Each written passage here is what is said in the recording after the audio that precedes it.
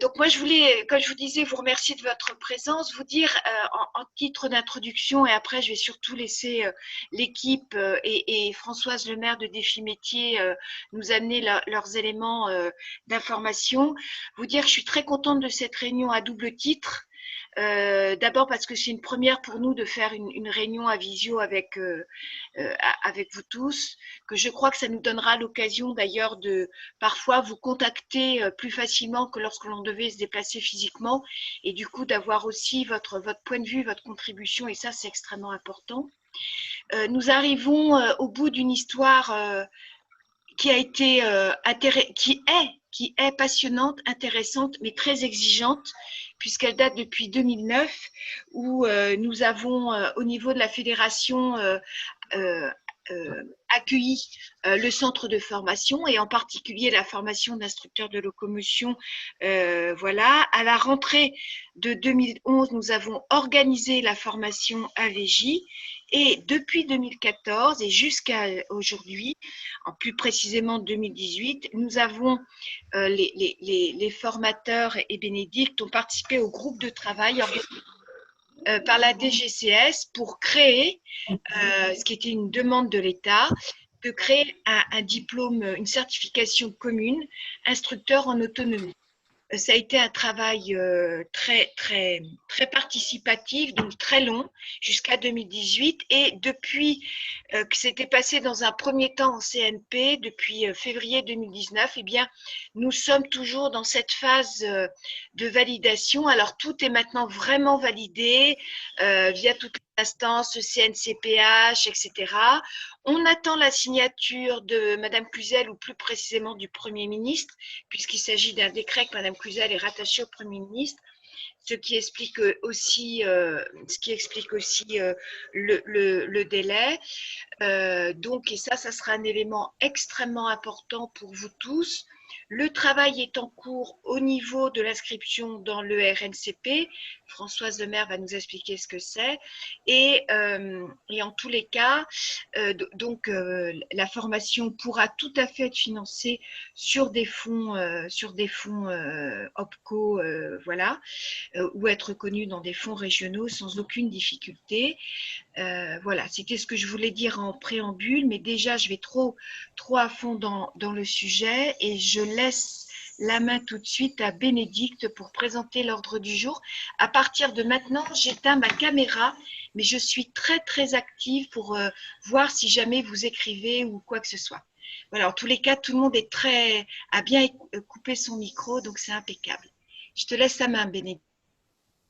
Alors, bonjour à tous. La conférence va s'organiser en deux temps. On va, dans un premier temps, demander à Françoise Lemaire, qui est directrice de projet à Défi Métier, qui est le CARIFOREF francilien, de nous resituer le système de certification professionnelle dans lequel s'intègre ce nouveau titre, et pour qu'on comprenne bien quelles sont les implications de ce système de certification professionnelle dans la création de ce nouveau titre professionnel. Et ensuite, j'accompagnerai Alexia, et Alexia vous présentera plus spécifiquement le titre et la formation, puisque c'est ces deux éléments. Donc, dans un premier temps, je passe la parole à Françoise Lemaire, directrice de projet au CARIFOREF francilien, donc à Défi Métier. Bonjour à tous. Alors effectivement, moi j'interviens dans le cadre de l'appui aux professionnels de l'emploi, orientation, formation professionnelle, donc en titre de directrice de projet à Défi Métier, et non pas de sœur de Mireille Pressini, puisque vous pouvez remarquer que j'ai tendance à lui ressembler. Alors, je vais partager, accordez-moi, je vais vous partager je ne peux pas partager l'écran, l'animateur m'en empêche, donc je vais vous demander de partager le PowerPoint que je vous ai envoyé, Bénédicte ou Alexia. Hey, alors, c'est bon. Voilà. Donc, on va passer directement... je vous fais fi des présentations. Évidemment, je resterai à votre disposition pour un échange de questions-réponses, peut-être dans une dizaine de minutes. Euh, je propose donc qu'on aille directement à la page 3.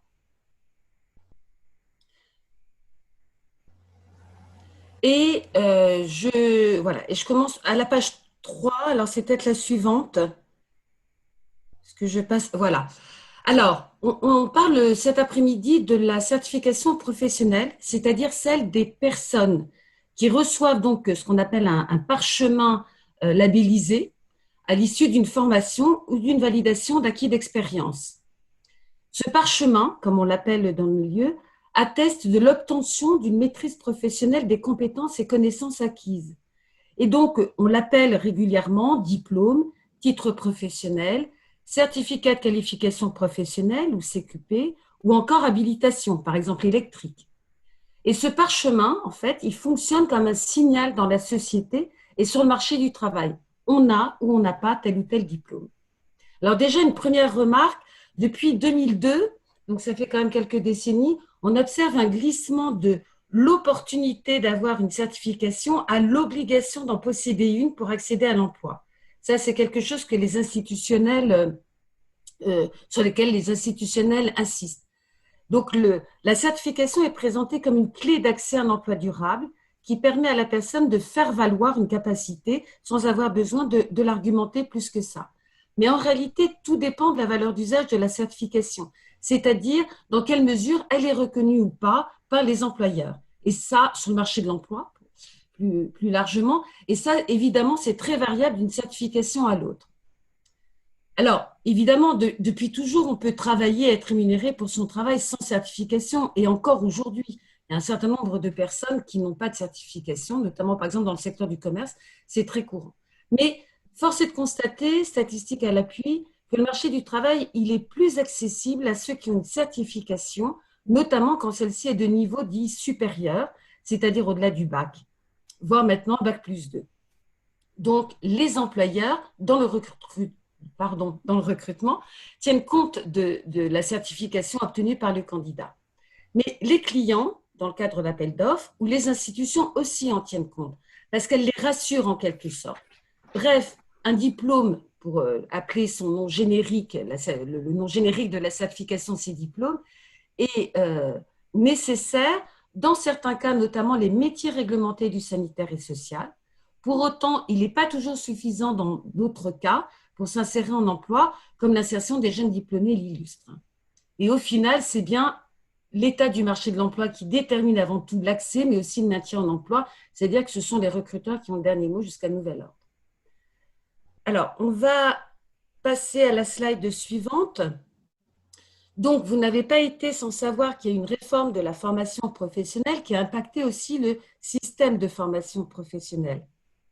On passe à la page 5, Mireille, Alexia. Voilà.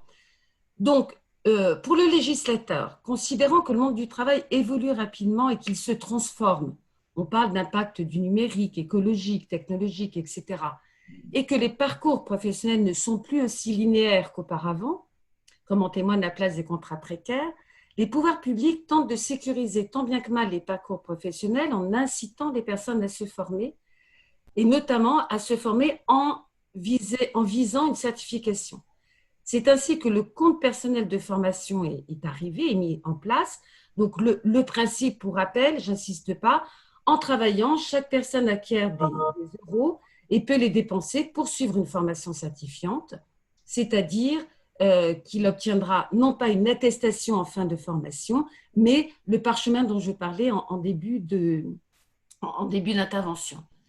Alors, il faut bien comprendre que le CPF, et Mireille l'a un petit peu suggéré tout à l'heure, il est considéré aujourd'hui comme une clé de financement de la formation. Cependant, les euros acquis peuvent ne pas être suffisants pour financer l'entièreté de la formation. Dans ce cas-là, il y a deux solutions qui se présentent pour la personne.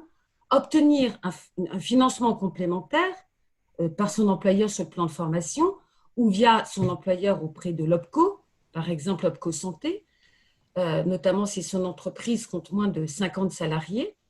Il peut aussi décider d'acquérir des blocs de compétences qui constituent la certification. Une certification est découpée en blocs de compétences et donc la personne peut décider d'obtenir au fur et à mesure de sa vie professionnelle, des blocs de compétences jusqu'à obtenir l'entièreté de la certification. On voit bien que dans ce deuxième cas, ça peut prendre un petit peu de temps, ça risque de s'effilocher, donc ce n'est pas forcément une stratégie très recommandable, mais néanmoins elle existe. Notamment elle existe lorsqu'on veut faire une hybridation lorsqu'on veut combiner VAE et formation. Alors, une formation certifiante, proposer une formation certifiante, c'est-à-dire en réalité d'abord une certification, présente deux intérêts majeurs de mon point de vue pour la fédération. C'est outre faciliter le financement pour les personnes via leur CPF, encore faut-il qu'elles l'acceptent, hein, c'est quand même à la main de la personne, mais ça permet aussi de renforcer sa notoriété de certificateur, c'est-à-dire de mettre en avant ce titre professionnel comme quelque chose, c'est un élément de positionnement qui est évidemment tout à fait intéressant. Mais encore faut-il, pour pouvoir le faire, faut-il obtenir l'enregistrement auprès du répertoire national des certifications professionnelles qui est géré dorénavant par France Compétences. Vous avez un autre répertoire qui s'appelle répertoire spécifique. Le répertoire spécifique, lui, il va regrouper les certifications complémentaires à celles du RNCP, celles qui ne concernent qu'une partie des activités d'un métier, mais pas le métier dans sa totalité. Autrement dit, en demandant l'enregistrement au RNCP, la fédération a choisi de faire reconnaître le titre d'instructeur pour l'autonomie des personnes déficientes visuelles comme un métier à part entière. Et de ce fait, les personnes pourront obtenir, en obtenant la certification, un niveau de qualification reconnu et notamment indiqué dans les conventions collectives. Donc, la fédération, alors, lorsque le titre sera enregistré au RNCP, devient certificateur et on peut passer à la slide suivante. Voilà, elle va devenir certificateur, donc elle sera dans la zone rouge. Elle aura obtenu l'aval de France Compétences, FC c'est France Compétences, qui valide et enregistre, et elle pourra déléguer, elle est valide auprès des valideurs des livres est à l'envers, là il y a eu un truc, je ne sais pas, je vous prie de m'excuser. Elle va donc pouvoir délivrer à des organismes de formation, déléguer à des organismes de formation la délivrance de la certification. Pour autant, c'est elle en tant que certificateur qui aura la responsabilité de la qualité de la délivrance. Et puis évidemment, pour les personnes qui sont quand même au cœur du sujet, ça leur permet d'obtenir, soit par la formation, soit par la VAE, une certification avec tout l'intérêt que ça peut présenter, comme je l'ai indiqué il y a quelques minutes. Alors, pour être enregistré au RNCP, il faut répondre à 9 indicateurs exigés par la Commission de France Compétences. Par exemple, prouver que la certification est une clé d'accès au marché de l'emploi, qu'elle a été élaborée selon un processus très précis qu'on appelle ingénierie de certification, qu'elle est découpée en blocs de compétences indépendants les uns des autres, que la délivrance de la certification est très encadrée avec un jury impartial qui agit selon une méthode précise et identique pour tous, et qu'elle est accessible donc par la fameuse VAE, validation des acquis d'expérience. Aujourd'hui, c'est à peine plus de la moitié des demandes qui aboutissent. Pour vous dire que c'est effectivement un long parcours qui peut expliquer les délais évoqués dans l'introduction. Alors, en passant en page 7, toute cette exigence, elle est justifiée par rapport à l'objectif fondamental aujourd'hui du législateur, qui est de rendre lisible l'offre de certification, qu'on va donc déconnecter de l'offre de formation. L'offre de certification, on en compte aujourd'hui, alors 12 000, mais précisément dans mon PowerPoint, vous en avez 7 500, selon un dernier document provenant d'ailleurs du RNCP. On va le comprendre. Pourquoi toutes les certifications n'ont pas été renouvelées, en fait. Et lui, il veut, ce législateur, renforcer les liens avec le marché du travail. C'est pourquoi une durée d'enregistrement est limitée à 5 ans dorénavant, voire 3 dans certains cas. Je vais pas, les certificateurs doivent informer France Compétences tous les 2 ans du taux d'insertion en emploi des personnes certifiées. Il faut donc organiser un suivi des stagiaires et que ceux-ci répondent. Bon, ça, je laisse à la fédération le soin de ce suivi qui n'est pas des plus simples. Donc, dès que la certification est enregistrée, il faut se pencher rapidement sur le renouvellement. C'était ça, en fait, le message de… Mais je crois que ça a été pris en compte. Alors, quand on voit que 2 tiers sont enregistrés au RNCP et 1 tiers sont enregistrés ou obtenus sur le répertoire spécifique, on voit qu'au RNCP, plus de 40% sont obtenus sur demande et plus de 60% sont obtenus de droit. Ce sont les diplômes d'État. Ce n'est pas parce qu'on estime que l'enseignement supérieur est plus compétent qu'un autre certificateur, c'est parce qu'il y a une organisation au sein de l'enseignement supérieur, par exemple, à travers des commissions professionnelles consultatives qui vont déjà jouer ce rôle dévolu au RNCP. Mais la révolution du moment, c'est que ces diplômes d'État sont enregistrés pour un délai de 5 ans maximum aujourd'hui. Ça, c'est une révolution dans la révolution. Voilà. On passe en slide 8 et j'en ai bientôt fini. Peut-être qu'il y aura des questions-réponses. Moi, je me permets 3-4 remarques par rapport à mon observation de ce système. 1, la certification ne doit pas être confondue avec la qualification de la personne, mais c'est un des éléments substantiels qui la composent. Les autres éléments, c'est bien entendu l'expérience, les acquis en formation non formelle ou tout autre élément noté sur le CV, par exemple les entreprises qu'elle a intégrées, les postes qu'elle a occupés, les langues qu'elle maîtrise, etc. Donc voilà, la certification, c'est important, mais ce n'est qu'un des éléments de la qualification d'une personne. Deuxième remarque, la valeur de la certification, elle varie au fil du temps. D'abord, on parle un peu de dévalorisation des diplômes, voilà, je ne vais pas m'étendre là-dessus, mais elle dépend aussi au fil de la vie d'une personne, sauf toujours pareil pour les métiers réglementés et l'accès au concours de la fonction publique. Certification et blocs de compétences qui la composent sont obtenus pour la vie. Alors, sauf exception, puisqu'on est en France, donc il y a toujours des exceptions, alors qu'elles sont enregistrées maximum pour 5 ans. Et ça, je le rappelle, dans un souci d'actualisation aux évolutions métiers. C'est ainsi que selon la date d'obtention de la certification, les personnes ne seront pas certifiées tout à fait sur les mêmes compétences ou tout à fait suivant les mêmes conditions de délivrance. Et même, pour certaines, la certification qu'elle a obtenue n'existe plus si celle-ci n'a pas été renouvelée. Pour autant, elle peut toujours s'en prévaloir sur le marché du travail et c'est là qu'on va parler de valeur d'usage. Si l'employeur le considère, quand bien même elle n'est plus enregistrée au RNCP, eh bien, elle a une valeur. Alors, on peut s'interroger sur ces fameux blocs de compétences qui vont-ils faciliter ou au contraire compliquer la lisibilité de l'offre de certification? Vont-ils permettre ou pas pour les personnes d'obtenir plus facilement une certification au courant de leur vie professionnelle? À voir. Et puis, j'ai un point d'étonnement qui n'est pas plus intéressant que ça dans le cadre de notre rencontre, c'est que l'enregistrement d'une certification RNCP est conditionné à l'existence de 2 promotions. Autrement dit, les stagiaires de ces 2 promotions ont eu accès à l'emploi sans la certification qu'ils visaient, puisqu'elle n'était pas encore enregistrée, et donc ils n'ont pas pu, eux, mobiliser leur CPF puisque la formation n'était pas certifiante. Donc voilà, on a encore des choses toujours un peu étonnantes qui se passent dans ces paysages institutionnels.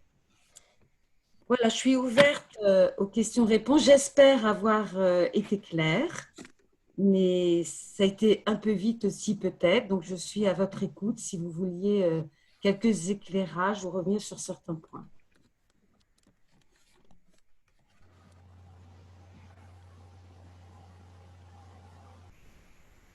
Tout a été clair?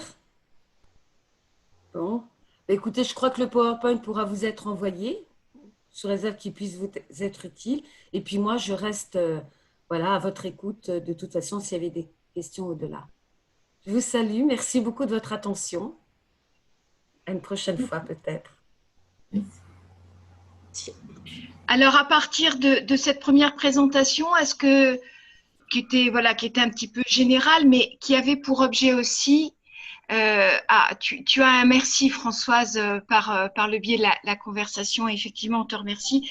C'était important qu'on vous présente ça. C'est aussi une façon pour nous de vous dire tout le travail qui a pu être mené d'une part avec la DGCS et d'autre part qui s'est quand même largement complexifié avec cette réforme de la formation qui date de 2018 où il y a eu une collusion entre la fin de notre travail avec la DGCS et cette fameuse loi en 2018 et qui explique ce temps-là. Voilà, et qui explique aussi la suite qui va vous être présentée par Bénédicte et Alexia dans l'organisation de la formation d'instructeurs en autonomie. Je laisse une dernière chance. Ah, il y a quelqu'un qui a peut-être non, voilà. On enchaîne. J'ai l'impression qu'il n'y a pas plus de demandes que ça d'intervention.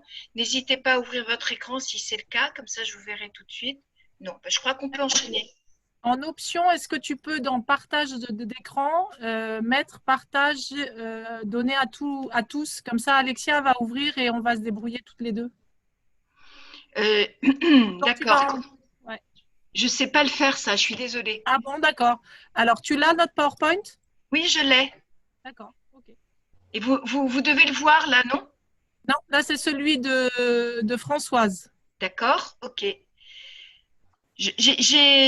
Comme tout bon stagiaire, j'ai des marges de progression, vous pouvez le remarquer. C'est pas dans l'onglet partager l'écran que la modification peut le faire? Attendez, non, ce que je vais faire, je vais vous passer, je crois que je peux vous passer la main, je peux vous passer la main en termes d'animateur, non? Aussi. Donc, je vais te le passer, Alexia. Après, moi, je voulais juste apporter une précision qui est importante, je pense, pour les personnes qui nous écoutent. C'est que on est dans un des deux cadres que Françoise a évoqué tout à l'heure.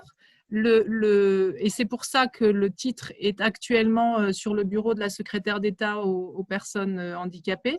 C'est que nous, on a la création d'un titre de droit.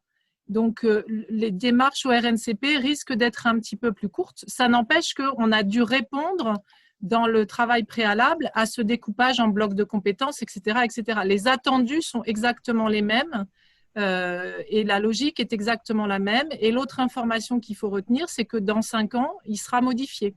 Donc, effectivement, il faut, à peine sorti, il faut déjà qu'on pense aux évolutions du titre pour dans 5 ans. Voilà. Du coup, Alexia, c'est toi qui fais le partage? Oui. Sauf que... C'est bon, je suis animatrice.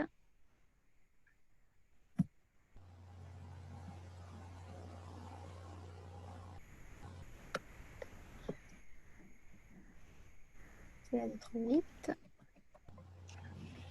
Du coup, le nouveau titre dont on veut vous parler va s'appeler « Instructeur pour l'autonomie des personnes déficientes visuelles ». Il a été construit… alors, c'est important de se dire que c'est une formation complémentaire. Complémentaire, ça veut dire que pour y accéder, il faut déjà avoir un titre professionnel. Donc, on va voir qui peut rentrer en formation tout à l'heure. Ça, c'est, Mireille en a parlé tout à l'heure, construit suite à un travail mené sous la responsabilité de la DGCS, donc du ministère des Affaires sociales, avec la participation de l'AILDV, la VJADV, l'UNIFED, donc des représentants des directeurs d'établissement et une représentante de la CFDT. Donc, c'est un travail auquel a participé la fédération avec plein d'autres acteurs, dont les représentants des métiers actuels qui travaillent autour de l'autonomie des personnes déficientes visuelles. Voilà. Donc après…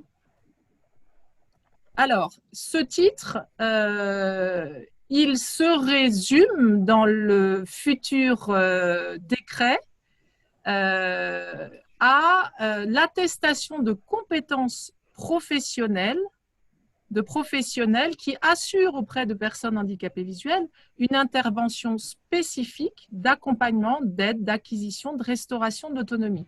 Donc, c'est vraiment un titre qui va attester de compétences on considère en France qu'il y a besoin de compétences spécifiques pour développer l'autonomie des personnes ou déficientes visuelles et que ces compétences, on les acquiert après un diplôme d'ergo, de psychomote, etc.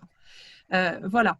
Les modalités d'accès, c'est soit après une formation, soit par la validation des acquis de l'expérience. Et ça, c'est nécessaire, cette modalité, pour que nous puissions bénéficier du titre de RNCP. Donc, on voit bien qu'il y a 2 accès possibles. Et le certificateur, même s'il délègue un certain nombre d'actions de certification, vous allez voir dans le détail, il y a une partie de la certification qui est assurée par le ministre chargé des personnes handicapées. Voilà, donc ça vous permet de situer ce nouveau titre. On peut passer à la suivante, Alexia. Après, c'est Alexia qui prendra la main, donc ce sera beaucoup plus simple en termes de coordination. Alors, une reconnaissance nationale. Pour qu'on soit inscrit au RNCP, le groupe de travail a créé un référentiel professionnel qui définit les activités et les compétences pour être instructeur pour l'autonomie. Alors, bien sûr qu'il y a des activités et des compétences qui sont proches des métiers actuels, mais ça a permis aussi de mettre au jour des compétences qui étaient transversales au métier d'instructeur de locomotion et au métier d'instructeur en autonomie dans la vie journalière, puisqu'il y avait bien un attendu du ministère de réunir des compétences partagées par 2 types de professionnels exerçant actuellement sur le terrain. Donc ce référentiel professionnel, il a fait suer au sens avoir chaud les membres du groupe du travail, parce que c'est une logique de réflexion qui n'est pas toujours simple. Il y a un référentiel d'évaluation qui va définir les épreuves nécessaires pour valider ces blocs de compétences. On vous présentera les blocs de compétences. Un référentiel de formation qui définit les contenus. Et en fait, ce qui a été difficile dans ce travail, c'est que avant de définir le contenu de formation, il fallait définir le métier. Voilà. Ce qui paraît logique quand on le dit comme ça, ce n'était pas forcément la logique la plus simple à mettre en œuvre pour des gens qui étaient des gens du terrain et qui avaient des références qui étaient leur pratique et leur histoire de formation. Nouveauté, il y a un guide pour les dispenses, puisque dans la nouvelle loi de 2018, on parle de parcours professionnel qui peut être ajusté à l'expérience professionnelle et aux diplômes qui sont déjà possédés par le candidat. Donc, apparaît dans ce nouveau titre la possibilité pour un certain nombre de personnes de faire valoir leur expérience, leur diplôme pour être dispensés d'une partie des enseignements. Alors, ce qui paraît le plus évident comme ça, quand on connaît un petit peu le milieu, c'est que les instructeurs de locomotion ou les AVGistes ne vont pas tout refaire pour avoir le titre, hein. Mais on peut imaginer que quelqu'un qui ait une expérience très longue dans un établissement pour personnes déficientes visuelles puisse également se faire dispenser d'un certain nombre d'enseignements. On ne peut pas être dispensé de tout, ça a été réfléchi par le groupe du travail, mais ça permet de personnaliser les parcours. Ce qui, pour le centre de formation, est une nouveauté et va nous demander de l'agilité. Voilà.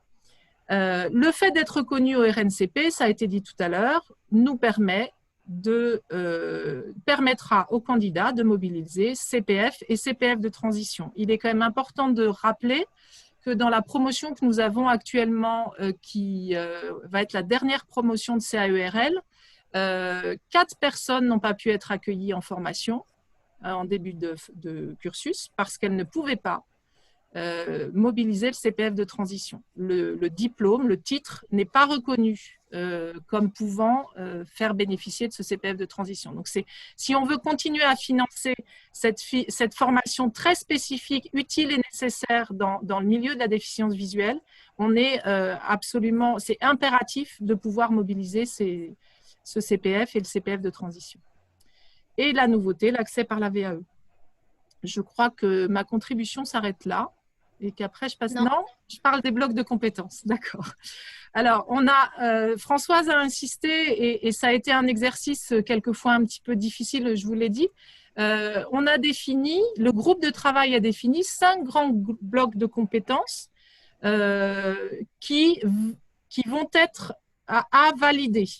Alors, maîtriser son environnement professionnel, c'est celui dont peuvent être dispensés dispensés de l'enseignement et ont acquis d'emblée les instructeurs de locaux et les AVGistes. Leur titre leur permet d'être dispensés de cette validation de compétences, puisqu'on peut imaginer qu'un instructeur de locaux ou un AVGiste qui est déjà sur le terrain sait se situer et communiquer avec les autres professionnels de l'équipe. Hein. Du moins, on l'espère tous, parce que sinon, c'est un problème. Voilà. Après, le deuxième bloc de compétences est plutôt se situer dans l'environnement, situer tout le matériel, les aides, les outils pédagogiques qui sont à destination des personnes déficientes visuelles.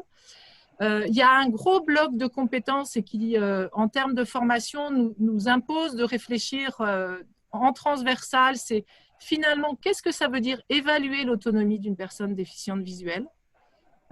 Donc, conduire l'évaluation de l'autonomie d'une personne atteinte de déficience visuelle, c'est une compétence. Puis, participer à la mise en œuvre du projet. Donc là, c'est se situer dans une équipe et contribuer à la mise en œuvre du projet de la personne. Et enfin, accompagner la personne dans des séances spécifiques qui se tourneront autour de l'orientation et la mobilité et l'autonomie dans la vie journalière. Voilà les 5 grands blocs de compétences.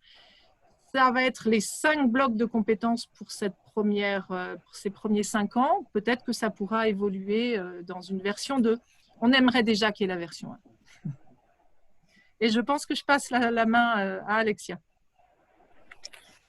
Donc, rebonjour à tous, je me présente, je suis Alexia Bailly, je suis instructrice de locomotion et aussi formatrice à la Fédération des aveugles de France. Donc, jusqu'à présent, j'étais formatrice dans le domaine de l'orientation et de la mobilité et effectivement, j'ai participé au groupe de travail pour créer ce nouveau titre et on est déjà bien à l'œuvre pour travailler sur l'ingénierie de cette nouvelle formation. Donc moi, je vais vous parler plus particulièrement de la formation et de comment est-ce qu'on a envisagé de l'organiser. Donc, je vous repartage le diaporama.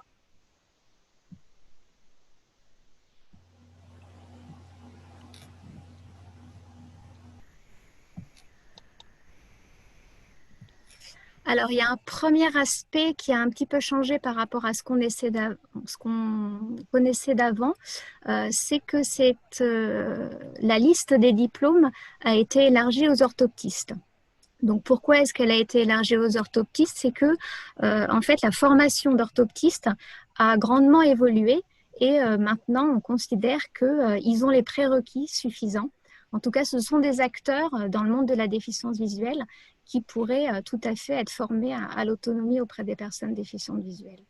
Donc, on a déjà parlé un petit peu des dispenses de droit et à la demande. Donc, effectivement, les titulaires d'un CERL ou d'un certificat en AVJ vont, s'ils veulent avoir le complément de formation, forcément avoir des dispenses au niveau de certains cours et bien sûr au niveau de la passation de certaines épreuves. Puisqu'on ne va pas redemander, par exemple, à un instructeur de locomotion de repasser une MSP, une mise en situation sur la locomotion, puisqu'on considère que la compétence est acquise.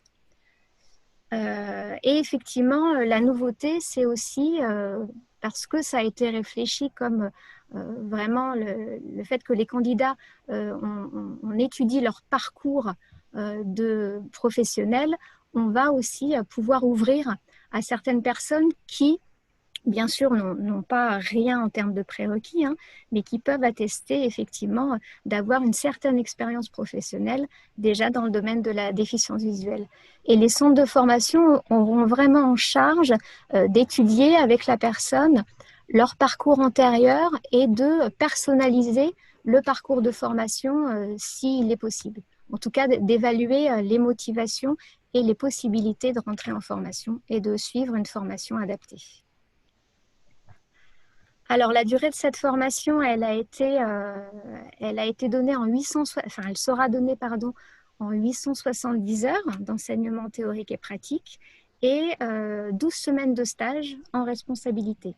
Donc, à l'heure actuelle, on a décidé que pour la première session de formation, elle débuterait en décembre 2020 et elle se finirait à la fin du mois d'octobre 2021. Bien sûr, ces dates, elles sont arrêtées pour la première session et elles seront peut-être sujets à modification pour les prochaines. Par rapport au contenu de formation, deux grands domaines ont été séparés. Un premier domaine qui concerne véritablement les apprentissages autour de qu'est-ce que c'est, quels sont les besoins d'une personne déficiente visuelle. Et puis, un domaine beaucoup plus spécifique autour de qu'est-ce que c'est que l'orientation et la mobilité et qu'est-ce que c'est que l'autonomie dans les actes de la vie journalière, avec véritablement la mise en place et le travail autour des techniques et des stratégies qui sont à mettre en œuvre. Donc là, vous avez dans cette slide justement le détail un petit peu plus précis des différentes unités d'enseignement. Donc, comme l'a dit Bénédicte tout à l'heure, l'unité d'enseignement 1, 2 et 3, ça fait partie des unités qui auront droit à dispense de manière assez simple et facile.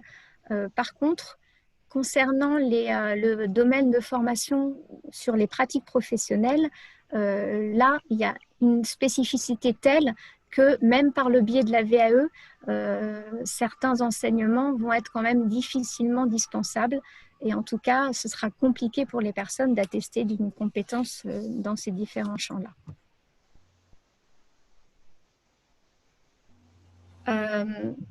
Donc, on a parlé là du référentiel de formation qui nous donnait les différents contenus. Au niveau de l'arrêté, il y a aussi eu la détermination du référentiel de certification. Et ce référentiel de certification, il a été défini en deux parties. Une partie avec un ensemble d'épreuves qui va être validée par la commission de jury constituée par le centre de formation. Donc, c'est finalement le centre de formation qui va organiser un certain nombre d'épreuves, bien sûr avec une commission de jury qui sera désignée, mais qui sera validée par le ministère. Et puis, des épreuves finales qui vont, elles, être organisées par le ministère, chargé des personnes handicapées, et qui vont être, elles, validées par un jury de diplôme. Donc, c'est notamment le cas pour l'étude de KSA soutenance. Et ça va être aussi le jury de diplôme qui va être le certificateur. C'est-à-dire que le centre de formation va mettre en place pour chaque candidat un livret de formation dans lequel il y aura un état des lieux de l'enseignement qui a été dispensé, du nombre de semaines de stage qui a été aussi effectué, et puis l'inventaire de toutes les épreuves et de toutes les notes qui auront été pratiquées en contrôle continu. Et ça va permettre au jury de diplôme de pouvoir dire, au regard de ce livret, si oui ou non ils donnent la certification aux candidats. Dans l'arrêté, il a été aussi mentionné que le centre de formation a l'obligation de mettre en place une instance technique et pédagogique afin de veiller à la mise en œuvre du projet pédagogique de l'établissement et des conditions d'organisation de la formation. Donc, suite à cette obligation, la fédération a projeté de mettre en place ce comité de pilotage, de pédagogique, pardon, et de nommer dans ce comité un certain nombre de représentants. Donc, il y aura évidemment, selon nous, besoin de représentants des stagiaires, mais aussi besoin de représentants professionnels, aussi bien dans le domaine de l'orientation et de la mobilité que de la VJ, en tout cas dans les premières années, puisque dans les premières années, il n'y aura pas de gens qui seront formés à instructeurs pour l'autonomie, mais aussi des représentants des usagers.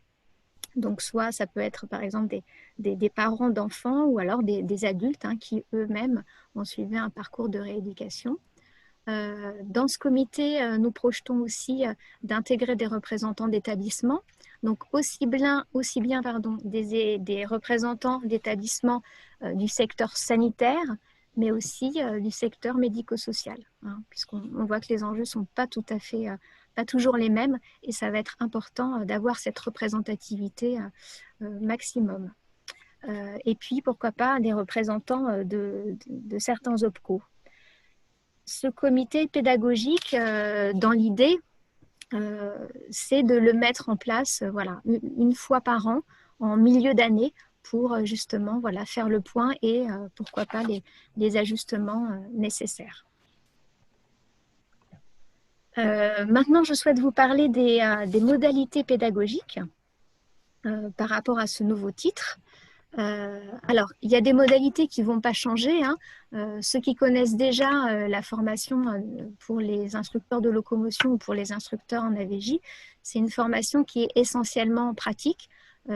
Pour la locomotion, il y a plus de 60% des enseignements qui sont sur la base de la mise en situation. Et cette formation, elle va rester essentiellement pratique. Par contre, c'est une formation qui va être beaucoup plus longue dans la durée et on a souhaité créer de l'innovation et notamment mettre en place de l'enseignement à distance. Par rapport à ce qui s'est passé récemment, le confinement nous a obligés à interrompre la formation d'instructeurs de locomotion et d'instructeurs en AVJ en présentiel et l'équipe de formation a dû réagir pour mettre en place de la continuité pédagogique. Donc là, finalement, ce projet d'enseignement à distance, on l'avait dans un coin de notre tête, mais il nous fallait du temps pour le mettre en place. Le confinement nous a contraints à le mettre en place tout de suite, à y réfléchir tout de suite. Ça a été fait. Il y a eu des retombées finalement assez positives. Ça a vraiment permis de garder le lien avec les stagiaires, de les garder dans cette motivation. Et on a finalement réussi à faire des choses très, très intéressantes.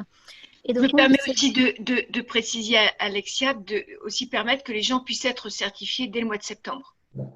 Voilà, on avait quand même cet impératif de se dire on ne peut pas décemment repousser la certification et mettre les établissements et les candidats dans des situations un peu inextricables. Donc voilà, l'enjeu il était important et je crois qu'on a assez réussi à mettre en place des choses intéressantes.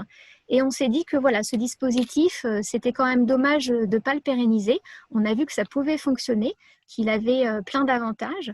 Voilà, ça pouvait dynamiser les échanges entre les personnes, puisque dans ce qu'on a proposé, on a beaucoup fait de travail à distance en binôme ou en trinôme. Donc, il y a eu énormément de collaboration entre les stagiaires. On a aussi, par ce biais, valorisé énormément leur production.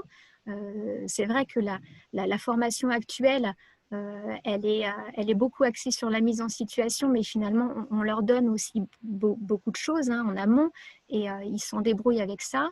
Là, l'intérêt, c'était qu'ils faisaient leurs propres recherches et on s'est rendu compte que finalement, ils avaient quand même beaucoup de ressources et c'était dommage de ne pas en profiter plus. Et puis, voilà, ça permet aussi, cet enseignement à distance, de pouvoir varier un petit peu les modalités et les supports pédagogiques et d'éviter un essoufflement, une démotivation en étant tout le temps sur le même modèle. Bien sûr, on a bien conscience que, appropriation, il y a une faute. On a bien conscience qu'effectivement, il va falloir un temps d'appropriation à ces outils. Ça ne va pas être évident tout de suite, mais voilà, on a bien en tête le parcours qu'on a à faire. Et d'ailleurs, on va, nous, équipe de formation, se former à la conception de cours à distance et donc on sera certifié de ce côté-là. Donc, je pense qu'on amènera aussi une plus-value. Et puis, un des enjeux aussi, c'est l'aspect financier. Et c'est vrai que ça tient à cœur à beaucoup d'établissements, hein, puisque mobiliser des fortes sommes d'argent quand il s'agit de former des professionnels, ça peut être toujours un peu compliqué. Et l'enseignement à distance va pouvoir permettre de diminuer un petit peu les coûts qui sont annexes, donc des coûts d'hébergement. Alors, pas forcément de transport, puisqu'il y aura quand même certains allers-retours à faire, mais en tout cas, voilà, au niveau de l'hébergement, ça va pouvoir diminuer un certain nombre de coûts. Et puis, ça va permettre, je pense, de donner de la respiration aux candidats, de ne pas les déconnecter complètement de leur vie familiale, et ils vont comme ça pouvoir rester motivés sur la longueur. Donc, en tout cas, c'est notre souhait. Voilà les modalités pédagogiques. Maintenant, je veux vous parler plus précisément de l'organisation des stages. Donc forcément, comme il y a deux domaines d'activité dans ce nouveau titre, il y a la spécificité orientation et mobilité, et puis il y a la spécificité activité dans la vie journalière. Donc il y a le découpage a été choisi de faire 7 semaines en orientation et mobilité et 5 semaines dans les activités de la vie journalière.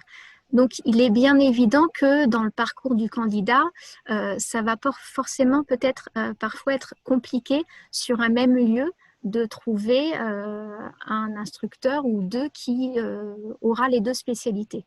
Donc, ce stage, on a déjà conscience qu'il va pouvoir être découpé. Voilà, sur plusieurs établissements ou du moins sur plusieurs tuteurs. Après, dans les années futures, effectivement, ce sera plus évident de trouver un tuteur qui aura les deux, qui aura le titre et qui sera à même de former dans les deux domaines. Donc là, en fait, on va pouvoir avoir vraiment plusieurs scénarios et on va tenter d'organiser les stages au mieux pour tout le monde, en fonction des terrains qu'il y aura à disposition. Et justement, une question reste assez centrale par rapport à ces terrains de stage et à la recherche de stage. Jusqu'à présent, historiquement, c'était le centre de formation qui trouvait les stages pour les candidats. Et effectivement, alors ça a énormément de côtés positifs, mais ça a aussi certains côtés négatifs, c'est-à-dire qu'on s'est retrouvé avec des candidats qui avaient pu reprocher au centre de formation d'être sur tel terrain plutôt que tel autre. En tout cas, certaines fois, le terrain de stage ne répondait pas spécialement aux attentes du candidat. Et là, effectivement, on sent bien que dans le parcours professionnel de formation, les centres de formation doivent vraiment être orientés candidats, enfin orientés stagiaires, et que le parcours doit être pensé pour eux et personnalisé. Donc, on s'est vraiment dit que ça pouvait être intéressant que ce soit les candidats qui soient à la recherche de leur stage. Bien sûr, le centre de formation restera en soutien, hein, puisque nous, on a des listings avec le nom de tous les établissements, on a les coordonnées des tuteurs. Et puis, on s'est dit que ça pouvait être aussi pertinent d'ouvrir la possibilité aux candidats d'effectuer leur stage dans l'établissement employeur.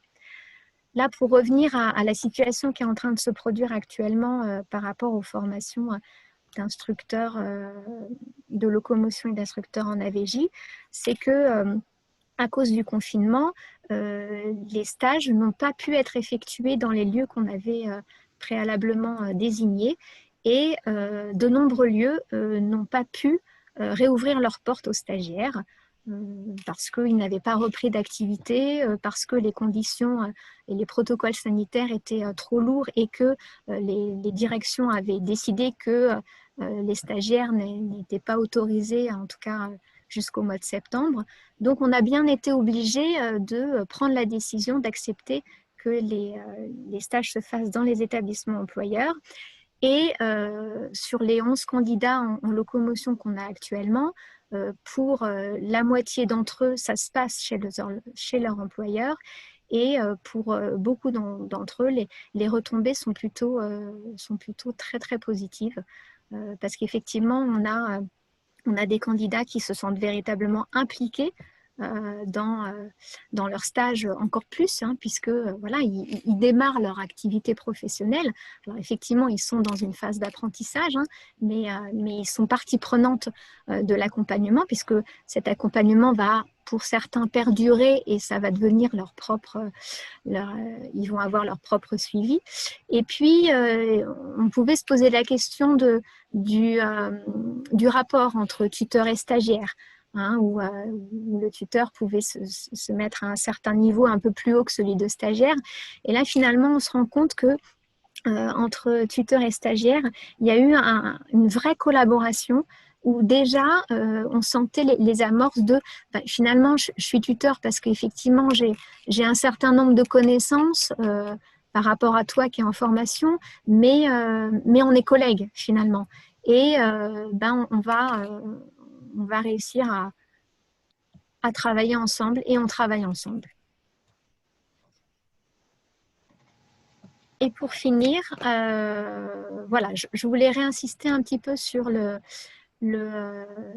sur qu'est-ce qu'on attend d'un tuteur de stage. Et il y a certains IL là dans la salle de conférence qui sont un peu en attente de ça.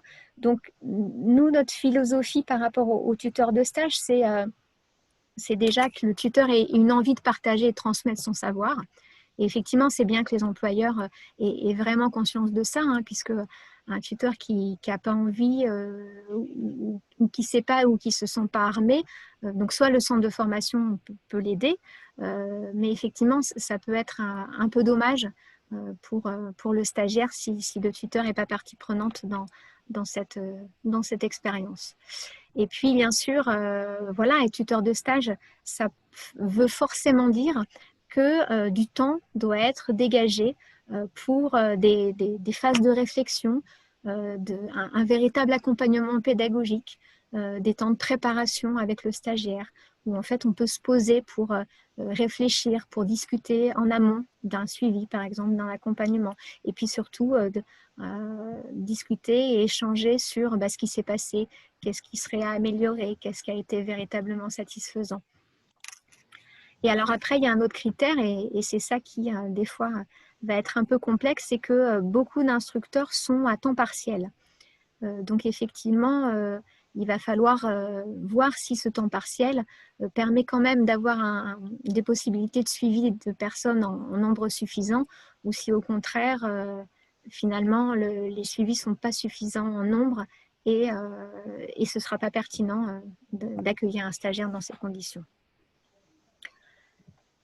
Le centre de formation, bien évidemment, il a un rôle essentiel dans les contenus de formation à donner, mais son rôle continue aussi sur cette période de stage où les formateurs, en tout cas l'équipe des formateurs, est vraiment là, toujours en soutien. Donc on est tout le temps en lien téléphonique avec les tuteurs. On est en lien s'il y a des besoins spécifiques. Et surtout, on va réfléchir à véritablement, alors on en a un certain nombre, hein, mais on a encore du travail à faire par rapport à l'élaboration de grilles où on pourra énumérer un certain nombre de critères qui vont être directement en lien avec les compétences attendues du nouveau titre. Voilà, donc j'en ai terminé. Je vous remercie pour votre attention. Et si vous avez des questions, on va être prêt à y répondre. J'ai forcément oublié des choses.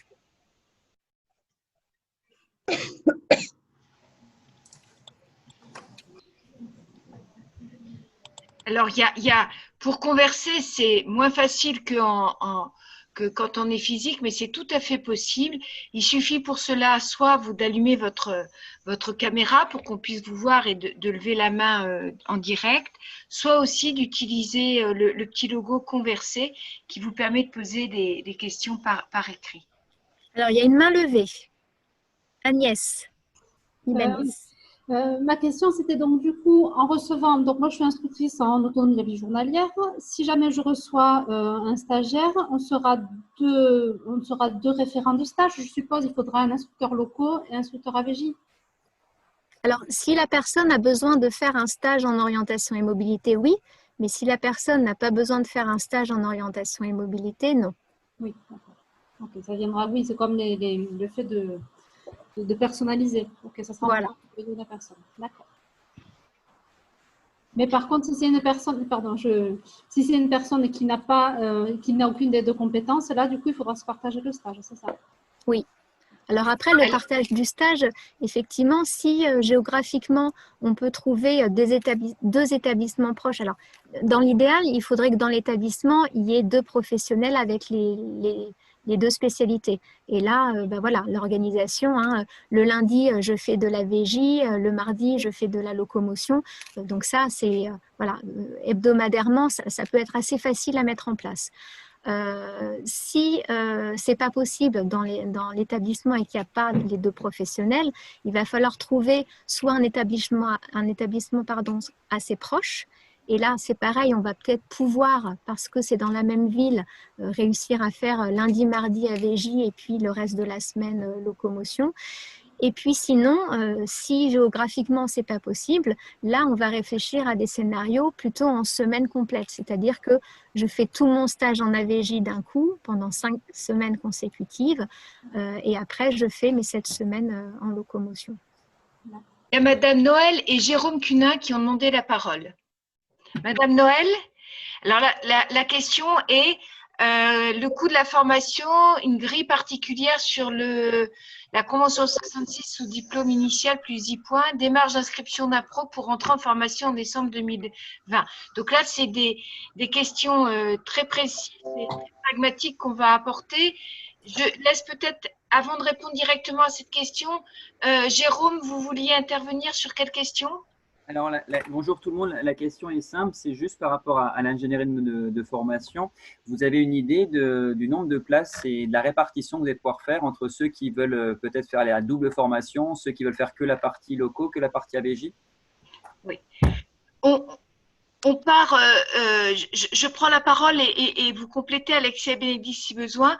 On part pour notre première année en tous les cas sur la base de l'équivalent de 16 équivalents temps plein.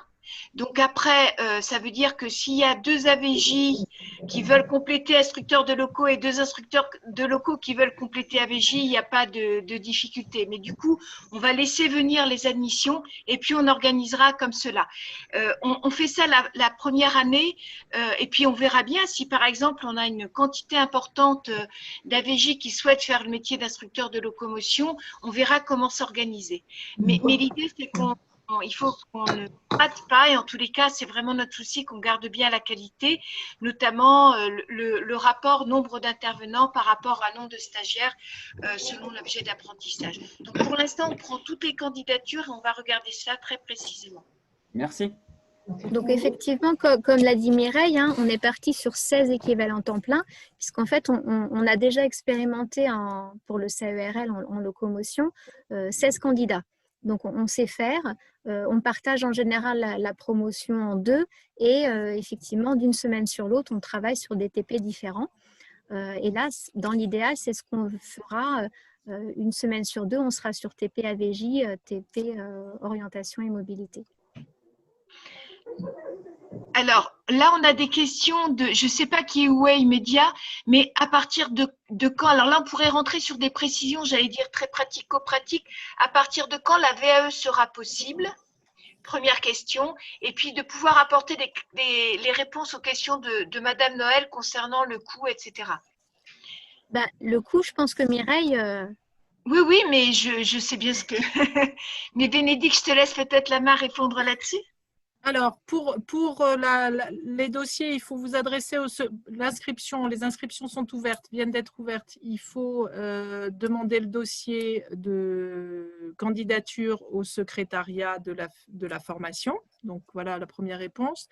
La formation complète reste au même coût que le coût d'instructeur de locomotion l'année dernière, donc à 15 500 €. Pour les personnes qui ont déjà le titre AVJ, et qui donc font le complément en orientation et mobilité. Le coût est de 8 570 €. Pour les personnes qui ont déjà le titre d'instructeur de locomotion, on est à 3 630 €. Voilà. Donc, j'ai répondu sur les grandes dispenses. Après, pour l'instant, on n'a pas eu de demande autre que celle-là. Sur la problématique de la valorisation du diplôme dans la convention collective 66, ce n'était pas l'objet du groupe de travail. C'est les associations métiers qui pourront ou doivent, je ne sais pas, s'emparer de la question de la valorisation du titre dans les conventions collectives, mais ce n'était pas l'objet du groupe de travail. Je pense que j'ai répondu à toutes les… Ah, et quand est-ce que la VAE sera accessible? À mon avis, la VAE, elle est accessible dès que le titre est créé. La VAE, c'est un dispositif national qui va avec la reconnaissance au RNCP. Alors, une VAE, il y a un certain nombre d'activités qui ont été listées dans le cadre du groupe de travail pour lesquelles les personnes doivent expliciter comment elles ont pu mener ces activités dans leur parcours professionnel précédent. C'est un travail en 2 étapes. On peut avoir une VAE complète ou partielle. Il est probable que, compte tenu du titre, les personnes qui souhaitent passer par la VAE aient une VAE partielle, parce que s'il n'y a aucune maîtrise des techniques spécifiques en orientation et mobilité et AVJ, il faudra bien les apprendre à un moment ou à un autre. Ce n'est pas un diplôme universitaire qui permet d'avoir accès à ces techniques. On vous a dit, enfin Alexia vous a dit que cette formation restait très pratique. La fameuse mise en situation est décrite dans le texte. Et le groupe de travail a insisté pour que la notion de mise en situation et de travaux pratiques reste dans le référentiel et dans les textes réglementaires. Donc, on reste sur une formation extrêmement pratique, puisqu'il est nécessaire que les candidats s'approprient le fonctionnement de la personne déficiente visuelle dans son rapport au déplacement et dans son rapport à la vie quotidienne. Donc ça reste les fondements de la formation. C'est pour ça que Alexia a été assez prudente sur la formation à distance et que tout ne peut pas se mettre à distance et les exercices pratiques ne peuvent pas se mettre à distance. Je pense avoir répondu. Ouais, voilà. Il y a un merci à vous qui est apparu voilà, de la part de Madame Noël. Je me permets juste un tout petit complément, si tu me permets, Bénédicte, par rapport à la VAE, puisque c'est vraiment ce qui va être compliqué, c'est le fait de prendre en compte l'expérience de la personne. C'est pas, voilà, tu donnais l'explication, c'est plutôt quand on va voir quelqu'un qui a eu de très longues années dans des établissements pour déficients visuels, et qui a donc forcément acquis une expérience, voire une belle expérience. Et la VAE, vous le savez aussi bien que moi, c'est aussi la capacité de pouvoir prendre de la réflexion sur son expérience qui compte. C'est pas le fait seulement d'avoir eu cette expérience. Ça, c'est très important. La mission de tuteur de stage sera-t-elle rémunérée? Toutes ces questions sur la reconnaissance de la Convention 66, la rémunération de tuteur, vraiment, je botte en touche parce que ça n'a vraiment pas été le sujet du groupe de travail et ça relève vraiment pas du centre de formation. Donc là, on est exactement sur les mêmes dynamiques que tout tuteur de stage, quel que soit le type de diplôme, etc. Donc là, on est vraiment plutôt sur des enjeux d'organisation, mais pas sur en soi ce diplôme-là. Voilà. Mais je comprends que ce soit tout à fait une question essentielle. Est-ce que c'est la FAF qui fait passer la VAE? Non, ce diplôme est bien sûr un diplôme d'État, donc le certificateur, on est partie prenante, mais pour autant c'est la DGCS, donc c'est la DGCS qui organisera le jury VAE.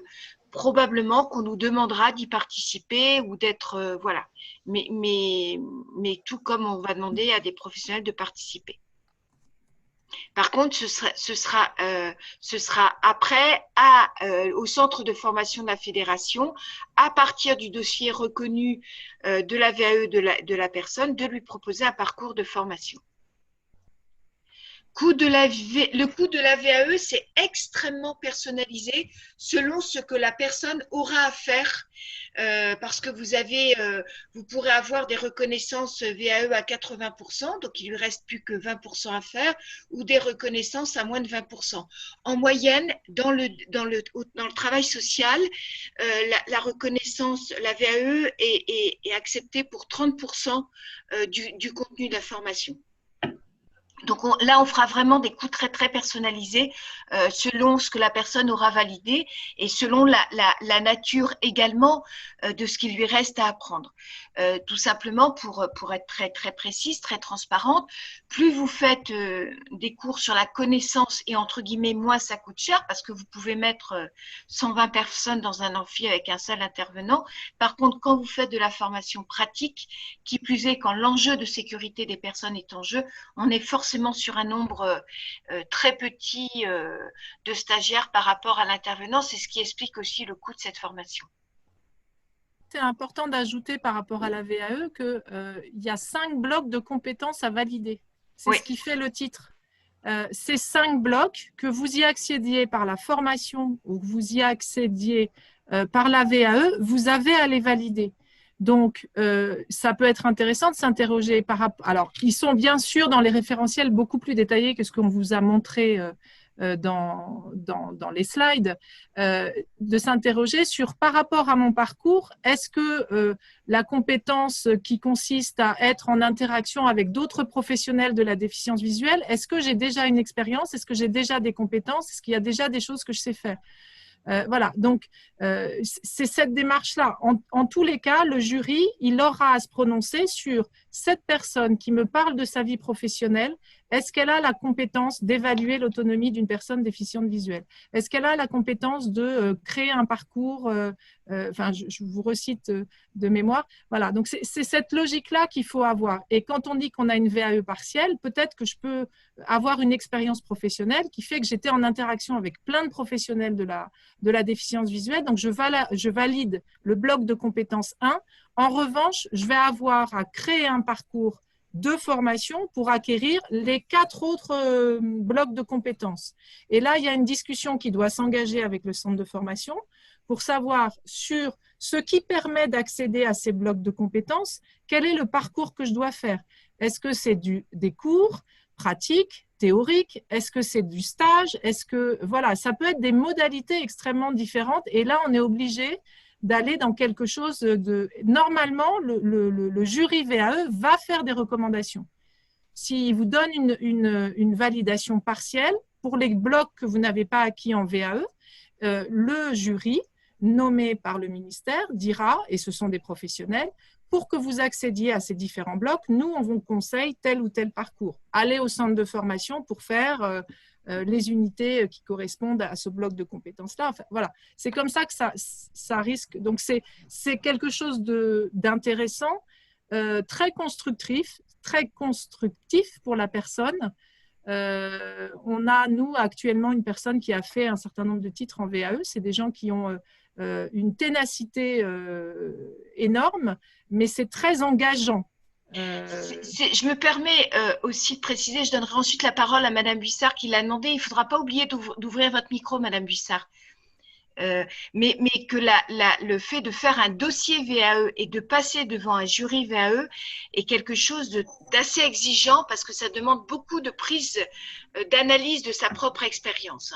Voilà, je voulais juste préciser et qu'il faut, qui plus est, attendre l'organisation du jury VAE pour pouvoir passer. Ce qui est aujourd'hui, alors je ne sais pas du tout pour notre diplôme, mais dans beaucoup de diplômes, les personnes attendent parfois plus de 6 mois à 1 an pour pouvoir passer devant le jury VAE. Madame Buissard, vous aviez levé la main, je crois. Il faut ouvrir votre micro, c'est en bas à gauche. Voilà. Ah, vous l'aviez ouvert, vous l'avez refermé. En bas à gauche de l'écran. Voilà, c'est tout bon. Ça y est, c'est bon? Ouais. Donc, Isabelle Bussard, je suis instructrice de locaux depuis 38 ans, directrice adjointe du SIAM 75 depuis maintenant 8 ans. J'ai participé à ce groupe qui a élaboré ces différents référentiels. Et là, je m'étonne par rapport au stage, à ce qui a été présenté aujourd'hui, à savoir, j'ai pas souvenir, mais je me trompe peut-être, j'ai pas souvenir qu'on ait pu émettre l'idée que le stage puisse se dérouler sans l'établissement employeur. Ah, mais ça, c'est pas dans le décret, c'est une possibilité que porte le centre de formation, mais rien n'est précisé dans le décret sur ce point-là. Voilà, c'est ce qui me semblait qu'effectivement rien n'avait été dit. Donc que c'est quelque chose qui avait été mis en place dans le cas du Covid et je l'entends. Maintenant que ce soit quelque chose qui se généralise peut poser question parce qu'il me semble qu'effectivement c'était pas dans cette idée que ça avait été émis au niveau du référentiel. Donc c'est vrai que c'est une erreur de notre part si on n'a pas précisé dans ce cas-là. Ah ben c'est une possibilité qui est ouverte et que chaque centre de formation, là ça relève vraiment de la modalité pédagogique. C'est pour ça qu'on a eu le souci de bien regarder ce qui se passait dans la réalité si on le faisait en établissement. Il faut aussi préciser que vous le savez aussi bien que moi que la question des stages, on est plutôt aujourd'hui un certain nombre de diplômes de travail social. Les stagiaires ne peuvent pas terminer leur diplôme parce qu'ils ne trouvent pas de lieu de stage. Donc, il faut qu'on soit très, très vigilant à cette question-là. Je pense que de toute façon, au niveau de notre centre de formation, c'est vraiment la qualité et le fait qu'à l'issue de ce parcours de formation, on est vraiment des professionnels qualifiés et que le de faire ou de ne pas faire dans l'établissement, c'est surtout vérifier les conditions dans lesquelles se passe ce stage. Il y a quelqu'un qui a laissé ouvert son micro et on entend beaucoup de bruit annexe. Excusez-moi, je le précise. Ah, c'est peut-être moi toujours, oui. Non, je pense pas. Peut-être, mais je ne sais pas. Voilà la réponse. J'espère que ce sera une réflexion qui sera faite au niveau du centre de formation parce que pour moi personnellement, et j'en fais partie je suis porte-parole de l'association des instructeurs de locaux, comme quoi c'est pas obligatoirement une des meilleures modalités pédagogiques. C'est pas non. Oui, j'entends. Que ça soit un pis-aller, certes, et pourquoi pas, effectivement, ça doit être analysé, mais je trouve que c'est peut-être dommage de le présenter comme une possibilité d'emblée, parce qu'on sait très bien qu'il pourra y avoir des employeurs qui trouveront un avantage financier, un avantage de faire commencer la personne à travailler alors qu'elle n'est pas en formation. Ce n'est pas l'idéal d'avoir un futur collaborateur qui soit stagiaire et maître de stage, malgré ce qu'Alexia a pu nous présenter. L'expérience nous a montré que ce n'était pas obligatoirement idéal. Alors que ça soit un pis-aller et que ça soit étudié en cas de force majeure, c'est une chose. Que ça soit présenté d'emblée comme étant une possibilité, je pense que c'est dommage. Et que ça ne représentera pas, en tout cas, la réflexion qui avait été menée dans le groupe pendant 4 ans. Et pour terminer, le fait que les étudiants soient amenés à rechercher leur stage, ça peut aider pour trouver les stages. Ça, c'est une ouverture qui, je pense, est intéressante. Voilà. Dans le CAERL, je vais me permettre, quand on a demandé cette alternative au ministère, il n'y a eu aucune opposition puisque rien n'est dit dans le texte. C'était une pratique historique qui a ses raisons d'être et que la ILDV défend. Ce qu'on constate, c'est que finalement, moi, pour avoir eu un certain nombre de directeurs d'établissement ou directeurs adjoints en charge d'organiser le stage des personnes concernées, il y a une vraie volonté de faire un stage équilibré, ouvert sur un certain nombre de pratiques et pas uniquement avec une seule personne. Donc, ce n'est pas une généralisation qu'on propose, c'est une ouverture qu'on propose parce que l'expérience récente, et ce n'était pas du tout le point de vue des formateurs initialement, l'expérience récente nous laisse dire que ça peut être une possibilité. Et ce n'est pas plus confortable d'avoir des directeurs, puisque ça s'est trouvé, qui nous disent « moi, j'ai aucun financement pour le stage, j'ai aucun financement, mais je veux que la personne soit formée.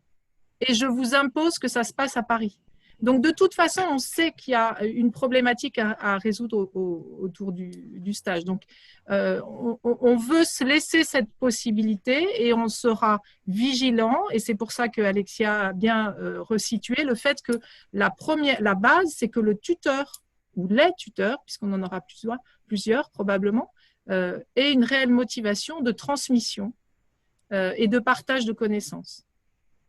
Et ça va dans le sens des évolutions de la loi de 2018 qui a créé la formation en situation de travail, qui est un dispositif qui peut être activé par un directeur d'établissement et où le tutorat est fait par un professionnel de l'établissement. Donc, quand on a proposé cette solution au ministère, on l'a proposé en s'appuyant sur un cadre sans l'appliquer directement parce qu'on était dans l'urgence, etc., sur un cadre qui a déjà été réfléchi sur qu'est-ce que c'est qu'être tuteur dans une entreprise pour transmettre un savoir-faire, une expérience, des compétences. Et on est au cœur de ça. Donc, cette évolution, elle est aussi liée à l'évolution de la façon dont on prend en compte la valorisation de l'expérience professionnelle et sa transmission. Intéressant, Alexia, que tu puisses complémentairement indiquer dans ce qui a été prévu en termes de formation, le nombre de semaines, le nombre de jours plus précisément de formation à distance, que les choses puissent être bien actées. Donc là, effectivement, on a projeté une quinzaine de jours d'enseignement à distance. Une quinzaine de jours qui seraient répartis de telle sorte que les candidats auraient véritablement des 2 à 3 semaines de cours en présentiel et une coupure en distanciel. Et ça permettrait véritablement d'équilibrer la formation et de ne pas faire de trop longues périodes en dehors de chez eux. Voilà. Avec toujours cette idée de rester dans une cohérence pédagogique. Hein. On ne fait pas du distanciel pour faire du distanciel. On est aussi en train d'inclure des contenus qui sont pertinents à certaines étapes de la formation. Donc, est-ce que je profite que tu dises ça pour donc dire, donc là, ça permet de dire que ça donnera un peu de souplesse et de facilité pour suivre la formation et pas venir forcément tout le temps sur Paris, même s'il faudra y venir quand même pas mal pour l'instant. Ça veut dire aussi quelques coûts évités en termes de frais de déplacement, mais par contre, il faudra vraiment être au clair que ce temps possible à distance, c'est du vrai temps de formation et donc que la personne doit avoir un espace et du temps dédié pour la formation. Il appartient après à l'employeur de voir s'il souhaite que ça soit organisé sous forme de télétravail ou au contraire que la personne vienne dans l'établissement pour être dans un lieu dédié à cela. Ce mouvement-là de formation, une possibilité de formation à distance mixte, j'allais dire, voilà, c'est vraiment quelque chose qui va beaucoup se développer dans les années à venir. Donc, c'est important aussi qu'on soit là-dessus. Ce que je voulais aussi dire, ça n'a rien à voir en soi avec la formation d'instructeurs en autonomie, mais qu'on est très sollicité actuellement par différents acteurs pour créer des outils pédagogiques à distance pour aider à la sensibilisation des acteurs économiques notamment ou d'autres, voilà, et que ça nous amène. C'est pour ça aussi que les formateurs vont aller en formation avec d'ailleurs, le groupe sera avec quelques intervenants forts de la formation et par ailleurs, on s'appuie aussi sur un prestataire pour faire des outils qui tiennent bien la route. Voilà. C'est vraiment une volonté importante portée par la fédération. Je vous en prie, Monique Vérona, c'est ça? Voilà, ça y est, j'ai activé. Oui, donc c'était par rapport à l'enseignement à distance. À quel moment de la formation vous l'avez prévu? Est-ce que c'est à un moment donné, 15 jours d'affilée, pour que ça fasse vraiment une coupure? Enfin voilà, à quel moment dans la formation c'est prévu? Comment vous l'avez envisagé? Par exemple, les premiers 2 jours à distance, ça va être par 2 jours, hein, par exemple. Les premiers 2 jours à distance, c'est les 2 jours de la première semaine des vacances scolaires à Noël.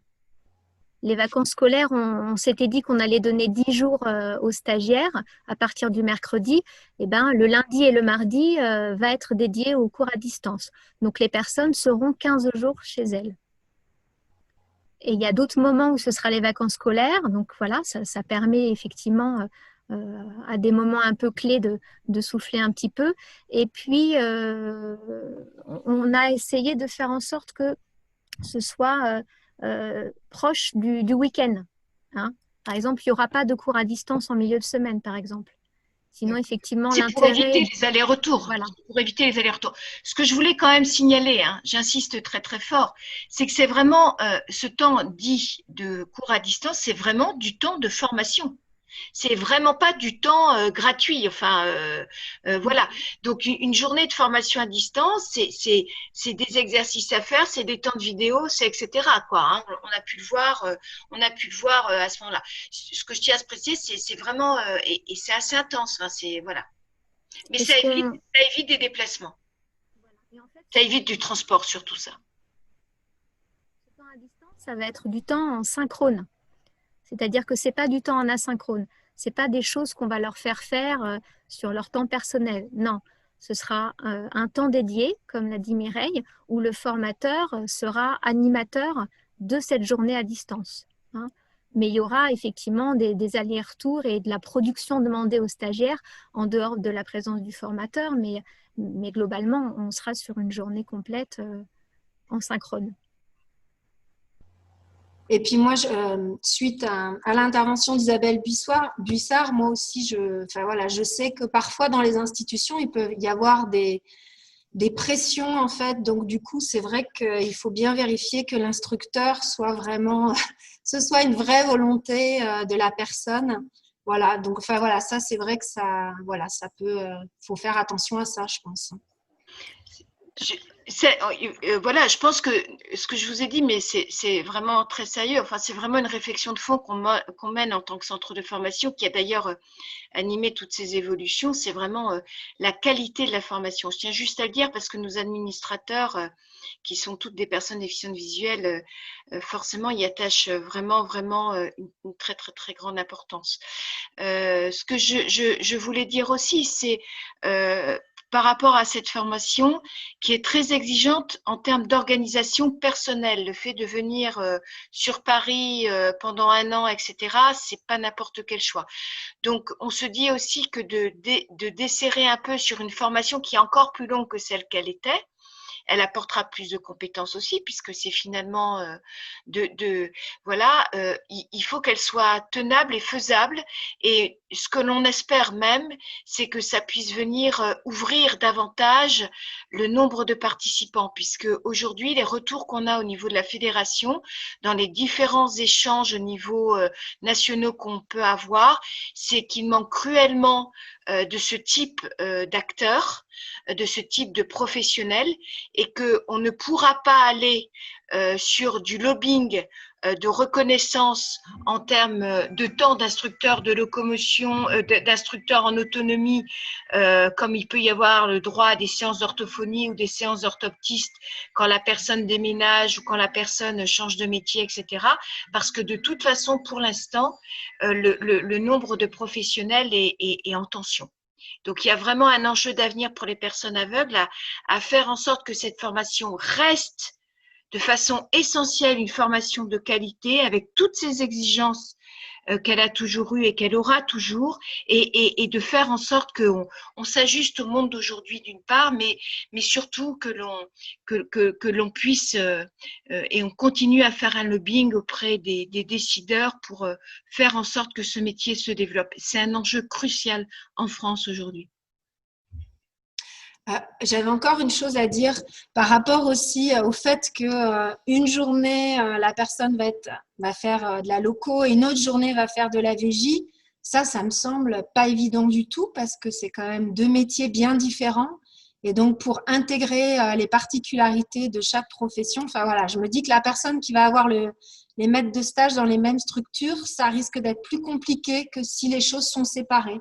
Moi, ce que je vous propose très sincèrement, et c'est tout l'intérêt du comité pédagogique qu'on vous a présenté, je pense que là, parce que une des critiques que je nous fais à nous-mêmes, c'est que jusqu'à présent, la fédération, avec des associations métiers, mais ont porté à bout de bras ces évolutions-là.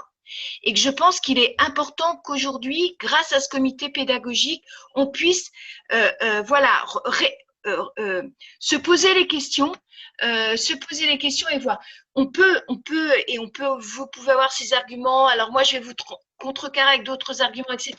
Mais je crois que le vrai sujet, c'est de voir ce qui se produit et puis d'être et ça je peux vous dire que vous pouvez compter sur la fédération en termes d'exigence de qualité de ce qui est apporté, de sécurité de ce qui est apporté aux personnes déficientes visuelles. Et quoi qu'il en soit, il faut que notre comité pédagogique, surtout sur les 2 ou 3 premières années de la formation, soit vraiment un lieu de critique constructive, positive, qu'on pèse les choses. C'est extrêmement important. D'autant plus que Bénédicte, à juste raison, vous a fait l'impasse sur toutes les autres exigences que nous avons en tant que centre de formation autour de notre propre qualification, puisqu'on doit répondre à des exigences autour d'un référentiel qui s'appelle Calliope, et que de toute façon, la partie de retour par les stagiaires ou de retour par les employeurs pour venir ajuster notre formation et venir déposer dans 5 ans un nouveau dossier sera essentiel. Donc, on est vraiment dans une démarche qui va être censée être une démarche itérative d'évaluation. Donc, ça, c'est le gros changement apporté. Alors, il y avait une première loi en 2014 et il y a cette deuxième loi en 2018 qui vise vraiment à faire en sorte que les formations soient vraiment adaptées aux besoins qu'il y a aujourd'hui et surtout soient des formations de qualité. Et d'ailleurs, en ce moment, il y a un sacré ménage qui est en train de se faire sur des organismes de formation. Hein. C'est très exigeant et très compliqué. Et c'est d'autant plus exigeant et compliqué, je verse une petite larme sur nous-mêmes, que tout ce travail, par exemple, d'accueillir des gens en VAE, etc., tout ce travail de réingénierie très personnalisé que l'on fait, on a le droit de le faire bénévolement et gratuitement sans aucun problème pour un centre de formation. Donc, c'est toutes des nouvelles exigences voilà, mais qui sont très intéressantes, je pense, à terme, même si elles nous paraissent parfois très exigeantes pour le centre de formation. Mais en tous les cas, pour nos métiers, on ne va pas s'en plaindre parce que on ne demande pas mieux que d'être vérifié sur la qualité de ce que l'on apporte.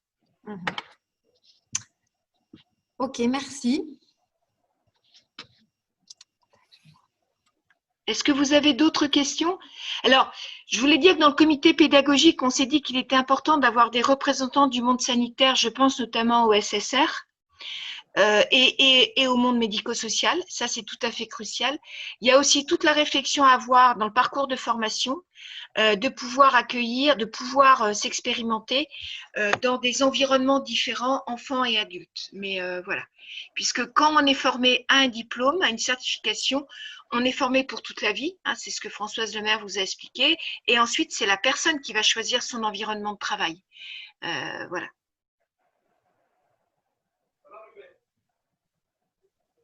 Est-ce qu'on a répondu à votre question? Est-ce que ces interventions vous ont permis d'être un peu plus clair par rapport à la nouvelle formation et aussi par la façon dont le centre de formation de la fédération le met en place? Alors, dernier petit point, une fois qu'une formation est au RNCP, vous avez compris que c'était une obligation pour qu'elle y soit, pour avoir accès au financement et de toute façon pour être garantie sur la certification et que les différents tarificateurs reconnaissent réellement ce métier-là, n'importe quel autre centre de formation pourra éventuellement mener cette formation.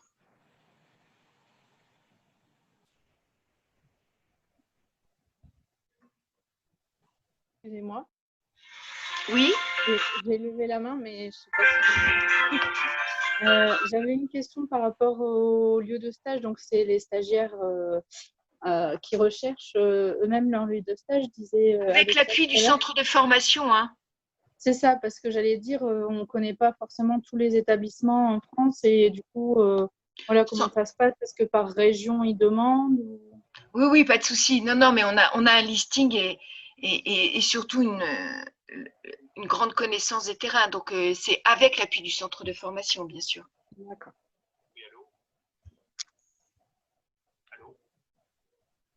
Ah, il y a Jérôme. C'était juste une petite question par rapport à l'animation donc de la pratique en termes de formateurs pour l'année prochaine. Si les groupes sont aussi dans son AVJ en locaux, en termes de formateurs, vous avez besoin de formateurs supplémentaires? Enfin, comment est-ce que au niveau de l'équipe, ça vous paraît suffisant? Alors, très sincèrement, Jérôme, comme on n'a pas encore la liste des candidats, on n'est pas encore à cette étape de projection du nombre de formateurs. Ok. En locomotion, on a un vivier. On sait à qui on peut demander. Du côté de la VJ, il y a aussi un certain nombre de personnes qui peuvent se positionner. Donc, C'est pour ça qu'on normalement, c'est pour ça qu'on a limité à 16, j'appelle ça équivalent temps plein, parce que là, on est sûr d'avoir le nombre d'intervenants selon découpage. Voilà. Ok. En AVJ, alors parce que en AVJ, on n'a pas l'expérience de Isabelle, ne tombe pas dans les pommes, on n'a pas l'expérience de 16 candidats pour un seul formateur. Donc on sait déjà, et dans l'assistance, il y a quelqu'un qui On ne t'entend pas, Bénédicte. Ah, j'écoute. Je ne suis pas assez près. Voilà. On sait déjà qu'on doit, sur un certain nombre de TP, passer à deux formateurs. On a fait un inventaire assez précis avec Isabelle des TP qu'elle peut réaliser 2 fois pour qu'il n'y ait pas un groupe trop chargé. Et ceux pour lesquels on aura besoin, parce que la thématique le nécessite, d'autres. Voilà. Donc, il y a toute une réflexion qui est en train de se mener pour ajuster nombre d'intervenants et travaux pratiques, sachant que Alexia, qui est la grande spécialiste de la programmation, travaille sur des demi-groupes. Donc en fait, il y aura de base, il y a 2 parcours de formation d'emblée. Voilà. Pour être sur des groupes gérables. Pour les travaux pratiques, hein, je ne parle pas des enseignements théoriques. Ok. Merci. En AVJ, s'il y a des nouvelles personnes qui ont envie aussi de s'impliquer, faites-nous le savoir. Voilà. On n'est jamais de trop.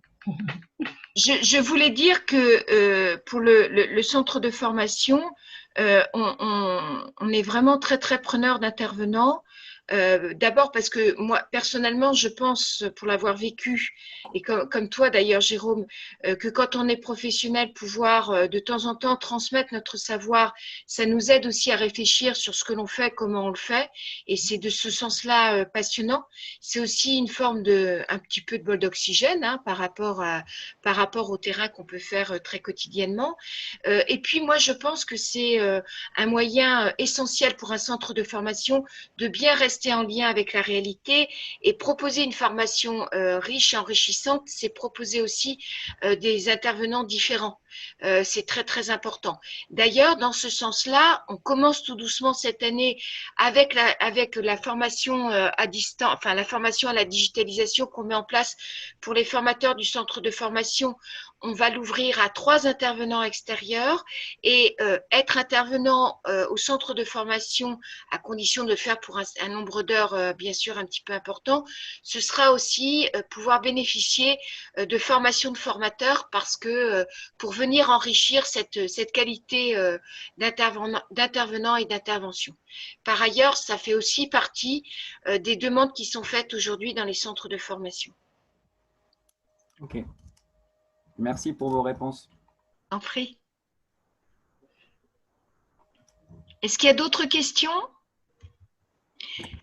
Est-ce que notre propos vous a semblé suffisamment clair et précis? Est-ce que ça correspondait à ce que vous vous attendiez? Donc, oui, merci. Alors, je ne sais toujours pas qui est Isagol et vraiment, je suis très curieuse que la personne puisse me téléphoner après pour que je la comprenne mieux. Merci beaucoup, madame, de nous envoyer un petit pouce. Super. Ah, c'est Isabelle Gaulier du CEDV Nancy. Très, très bien. Merci beaucoup. Voilà. Donc, c'est très bien. Je voulais faire passer autre chose. Qu'est-ce que c'était cette séance-là, parfait, merci. Merci Madame de Colin. Nous allons le mettre après sur notre site pour que vous puissiez le diffuser autour de vous, etc. et pouvoir le regarder. Et je suis vraiment très très preneuse des retours ou des questions que vous pourriez avoir. Et dernière question, si on n'a pas encore le décret signé par notre Premier ministre, notre futur Premier ministre, néanmoins on met tout en place en termes de commission, d'inscription, etc., puisque on m'a dit, mais à l'oral, qu'il n'y avait aucun problème pour que tout soit bien prêt pour le démarrage de la formation. Donc, par rapport aux financeurs, vraiment, le travail est en cours. Il y a vraiment, c'est pas qu'il est en cours, il est vraiment fini. C'est qu'une question très, très formelle. Il est passé en CNCPH, y compris en plénière.